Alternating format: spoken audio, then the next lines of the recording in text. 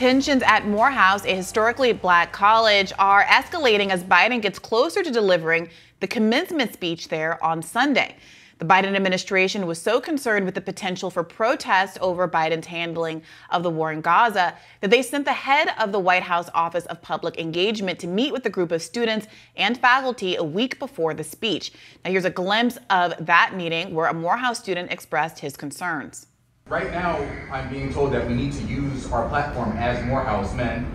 Why are we using it to support someone who hasn't been supporting Palestine and Gaza and things like that? How are we being global cosmopolitan citizens? What precedent does that set? Still, the New York Times has insisted anti-war protests haven't happened at Morehouse. The Times published an article recently titled, "Why Anti-War Protests Haven't Flared Up at Black Colleges Like Morehouse," and wrote, quote, "The reasons stem from political, cultural, and socioeconomic differences with other institutions of higher learning. While HBCUs host a range of political views, domestic concerns tend to outweigh foreign policy in the minds of most students. Many started lower on the economic ladder and are more intently focused on their education and their job prospects after graduation." Now we have host of the Savvy Sabs podcast, Sabrina Salvati, here with us today to talk about why she disagrees with the New York Times' take. She joins us now to discuss. Welcome back to the show, Sabrina. Good morning. Thanks so much for having me on. So what do you make of this kind of clear contrast between the New York Times' framing of HBU students in particular not having protests, not being as agitated around the Biden administration's handling of the war in Gaza as predominantly white institutions, and what we're clearly seeing in this video where there's enough discord and pushback at Morehouse to require the White House to send an emissary to talk to the students in advance of Biden showing up to do this commencement address? Well, I think mainstream media has painted this narrative that most of the protesters are just a bunch of rich white kids. That's actually not true. There have been protests at Morehouse that I've covered on the show as well. It's just that mainstream media is choosing not to focus on them, because if they do focus on those protests, then it will actually show people that African Americans have an issue with this as well. And it also reflects on Joe Biden's poor polling right now with the African American community. So they don't want that narrative to get out. But yeah, there is a misconception that all the protesters are just rich white kids, but that is actually not the case. In reference to Morehouse in particular, yes, they did have a meeting with President Thomas, and they did express their opinion about Gaza and the decision of the school to actually have Joe Biden speak at commencement, which they seem to be very much against. It's really interesting to me that Joe Biden feels comfortable coming to an HBCU after he reneged on his promise to actually remove student loan debt for HBCU students for those that earn under $125,000 a year. In particular, Morehouse is in Georgia. So Joe Biden is going back to Georgia, where he promised to give people $2,000 checks if they supported Warnock and Ossoff. So it's really interesting that he's actually willing to take that risk. I think the right thing for the students to do is to protest during the commencement. Now, President Thomas has already announced that if there are going to be protests, that he will cancel commencement. Now, why is that? People have to understand that the presidents of these universities respond to the Board of Trustees.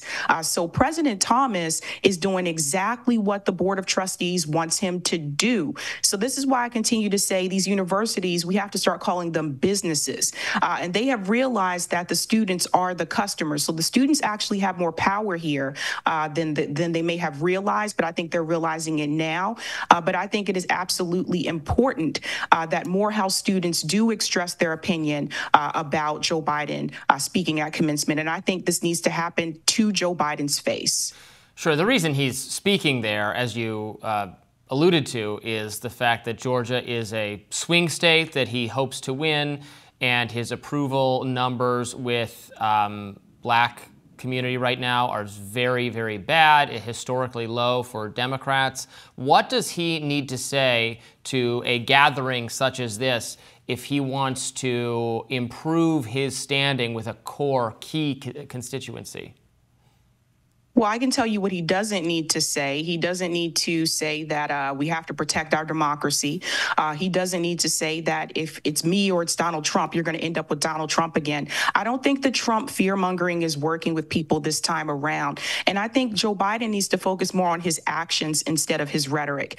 The president has a tremendous amount of power when it comes to this conflict in Gaza. He can call for an immediate ceasefire tomorrow if he wanted to. And that would actually hold a lot of weight and speak volumes. So the students, I have to say, this younger generation, they're not so much focused on the rhetoric. They're focused on the actions and the behavior. And they've done a lot of research in reference to the Palestinian struggle, in reference to how Israel was created as a state to begin with. So they are very much aware of what is happening there to the people. So Joe Biden can say as much rhetoric as he wants to, but until he actually takes some action and implements a ceasefire, I think the students are not going to buy into that rhetoric. Yeah, I think the point that you made about the promises that he has reneged upon, specifically for residents of Georgia and Atlanta, is a really important point. Many folks will want to push under the rug the fact that he made a different, bigger promise, frankly, to graduates of HBCUs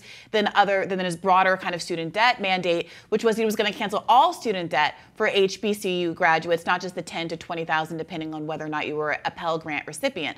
And I do think that given the enormity of that promise, many more Black students are going to have not forgotten it or be less willing to forgive him retracting that promise, not acting upon that promise, than as compared to the broader community. What's interesting, though, to me is this clear gap. You're hearing, this is from the AP that spoke to some students.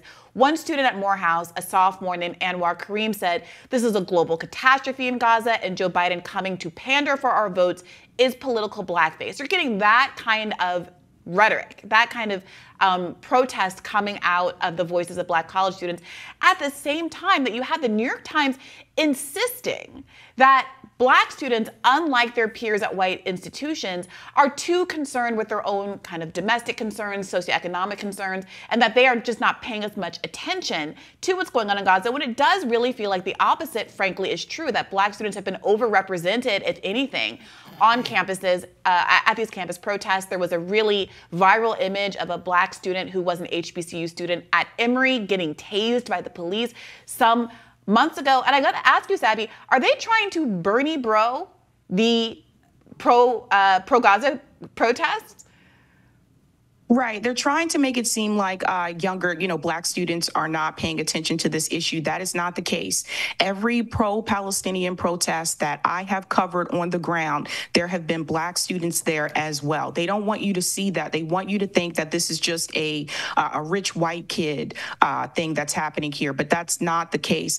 It's similar to the situation where they didn't want people to realize for a long time that a lot of the pro-Palestinian protesters were also kids that were Jewish, right? They want to hide that narrative. They want people to think that everyone is not waking up and is not aware. And I have to let people understand that younger generation, particularly younger Black voters, are less likely to buy into supporting the Democratic Party. They're more willing to support third party or independent candidates. They're less likely to be pro-establishment. They are less likely to buy into the narrative of mainstream media. They're more willing to do their own research and not just take the information that's put out in front of them by outlets like the New York Times. This is a different generation, and this is a new time, and I look forward to it. So I have a lot of hope for the future because of this generation. Is there any speculation about what will happen when Biden is speaking there? Are there going to be protests or walkouts occurring? I haven't heard anything yet, but it could be one of those things that they actually keep on the down low and they keep between themselves and just decide to do it at the spur of the moment. Because, again, President Thomas did say that if there were protests that he would cancel commencement. So if the students are clever, which I believe they are, they're probably going to keep this among themselves, and then it'll just be something that happens at commencement. So, if you were Joe Biden, if in some topsy-turvy world you worked for Joe Biden, would you advise him to do this speech? Well, number one, I would never work for Joe Biden, but if I was in that situation and I had his ear, I would tell him that number one, you need to call for a ceasefire. Number two, you need to stop funding Israel, stop funding Ukraine. And number three, like, you do not need to appear at Morehouse, considering what you have not done for that particular community in reference to the promises that you made to them. That's what I would tell Joe Biden, and then I would resign. All right, Savvy Savs, thank you so much for joining us again today. Thank you.